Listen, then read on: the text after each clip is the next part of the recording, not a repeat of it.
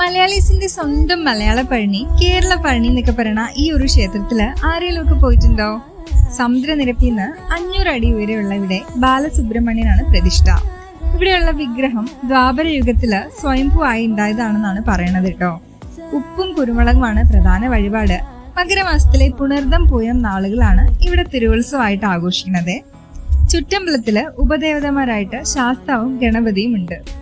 ഇടുക്കി ജില്ലയിലെ തൊടുപുഴ താലൂക്കില് ഒളമറ്റത്താണ് ഉറവപ്പാറ സുബ്രഹ്മണ്യ ക്ഷേത്രം ഉള്ളത്.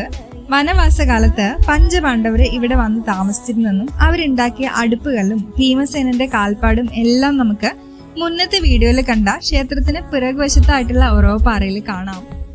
ഇവിടെ ഒരു താമരക്കുളവും അതിൽ നല്ല സുന്ദരി മീനുകളും ക്ഷേത്രത്തിന് മുന്നിലായിട്ടും പാറയും അവിടുന്ന് നല്ല അടിപൊളി വിഷ്വൽസും ഒക്കെ ആയിട്ട് ശാന്തസുന്ദരമായിട്ടുള്ള ഒരു സ്ഥലം. ഇവിടെ എത്താന് തൊടുപുഴ ടു മൂലമറ്റം ഒരു 3.5 കിലോമീറ്റർ വന്നു കഴിയുമ്പോൾ റൈറ്റ് സൈഡിലായിട്ടുള്ള ക്ഷേത്രത്തിന്റെ ആർച്ച് വഴി നേരെ പോയാൽ മതി.